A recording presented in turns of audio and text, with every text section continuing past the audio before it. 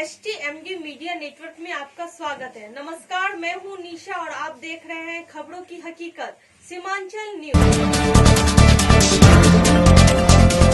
उम्मीदवारों को पहचानिए। इसी क्रम में सीमांचल न्यूज की विशेष टीम ने विभिन्न उम्मीदवारों से विशेष साक्षात्कार लिया। इस कार्यक्रम में आज प्रस्तुत है कटिहार बलरामपुर 65 विधानसभा क्षेत्र के भाकपा माले महबूब आलम के साथ बातचीत के मुख्य अंश। उस शख्स का नाम है जियो पिछड़ों को एक नई ऊर्जा देने का इन्होंने काम किया। एक लंबी लड़ाई इन्होंने लड़ी है और कटिहार के बलरामपुर के प्रबल दावेदार महबूब आलम साहब से आपको रूबरू करा। बहुत बहुत शुक्रिया। सीमांचल न्यूज का मैं शुक्रगुजार हूँ, आप लोगों का शुक्रिया अदा करता हूँ। आप लोगों ने कटिहार से सुदूर इस सीमांचल के गांव में आने का कष्ट किया है और आपको मैं बता दूं कि इस गांव से बंगाल की दूरी 1 किलोमीटर की दूरी पर है बंगाल। मेरे मन से निकल रही है। मैं कई बार आपसे मिला हूँ, कई बार मैं देखा हूँ, तो आपके इर्द गिर्द लोग तिलकधारी पंडित जी लोग होते हैं। और लेकिन जब भी कहीं क्रिया प्रतिक्रिया की बात होती है, चाहे विधानसभा की बात हो या फिर अन्य गलियारे राजनीति, मुस्लिमों की हक हुकूक की बात करते हैं। ऐसे में आगामी विधानसभा चुनाव में हिंदू का भी मत आपको मिले, इस दिशा में आप कुछ बोलना चाहेंगे? ये देखिए, हमारे पास मैं तो क्लास स्ट्रगल का, आप समझते हैं कि मैं स्टेशन में ज्यादा रहा था। जी जी, और पंडित जी लोग काफी वक्त आपके साथ गुजारे और स्टेशन में करीब 700 साढ़े 700 वेंडर्स हमारे काम करते हैं। मुझे शर्म लगता है कि आज राजनीति का ये रूप आ गया कि आप हिंदू या मुसलमान के रूप में बात करते हैं। जनता है, वी द पीपल, ये जनता के लिए हम काम करते हैं। लेकिन इस जनता के लिए काम करते हुए संविधान ने जो एक एक जनता को अधिकार दिया है, कुछ लोग इस संविधान की मूल आत्मा में चोट करना चाहते हैं। तो मूल आत्मा में चोट करने का जो शिकार है उसकी बात होती है।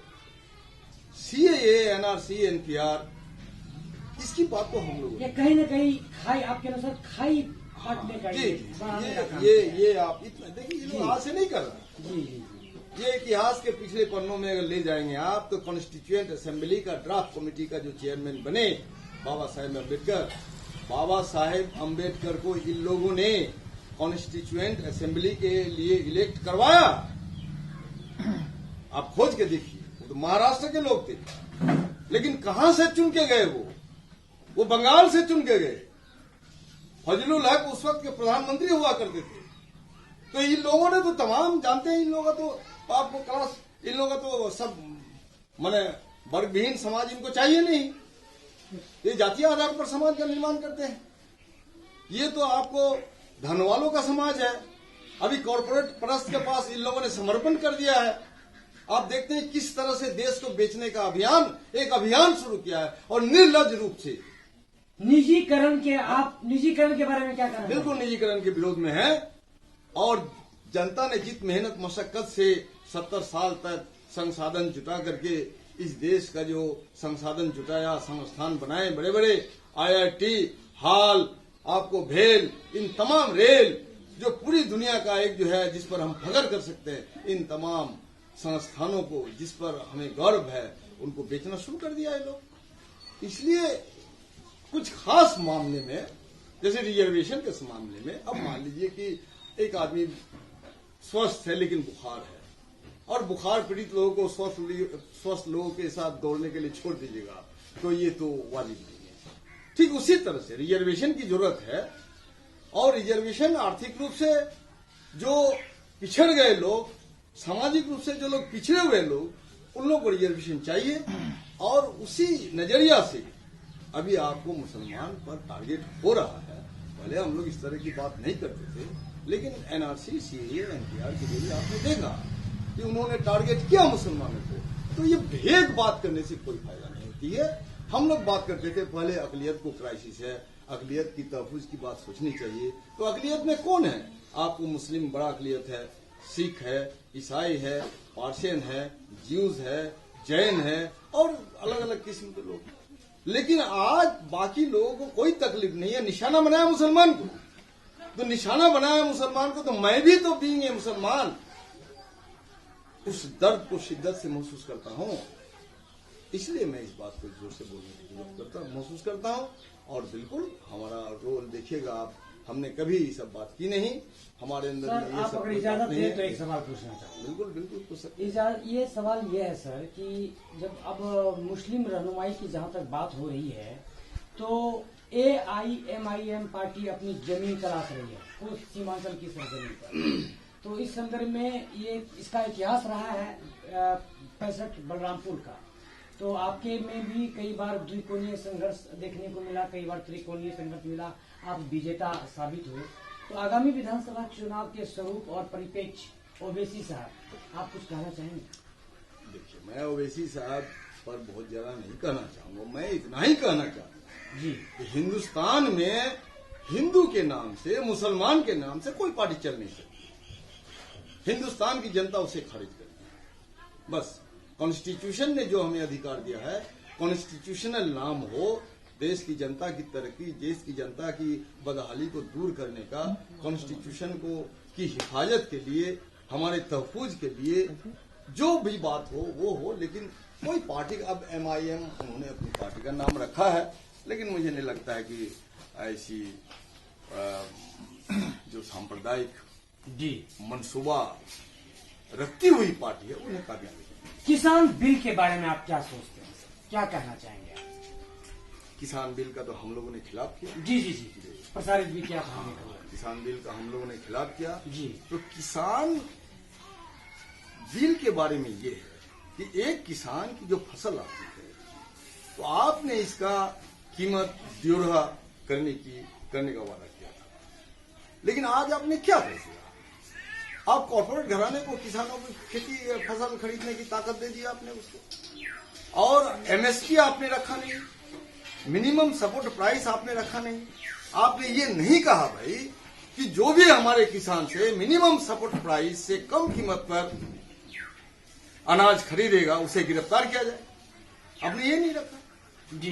तो हमारा फसल किसान जैसे ही उधार लेकर के, कर्ज लेकर के, जो जैसे ही फसल पैदा करते हैं तो उनके यहाँ तो महाजन आके बैठ के रहता है, तो उसकी फसल सूखती भी नहीं है तो वो गीली फसल को ही बेचने के लिए बाध्य हो जाता है, कौड़ी का दाम बेचता है।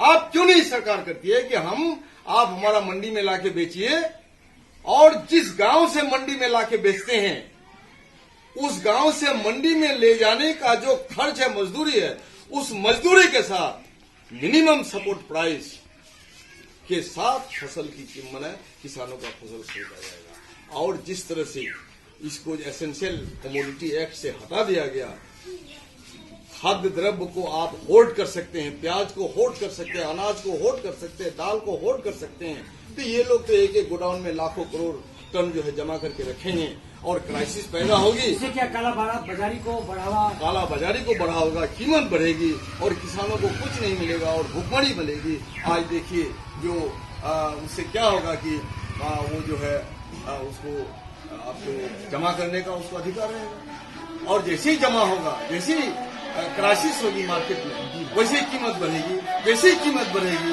तो भुखमरी होगी, महाअकाल होगा और किसानों की दुर्दशा जिनकी थी उससे भी खराब होगी। इसलिए ये किसान विरोधी बिल है जी। और इसको इसी से अंदाज कर सकते हैं आप कि उसका सबसे बड़ा एक सहयोगी जो अकाली दल था उसने अपना संपर्क उससे छोड़ दिया।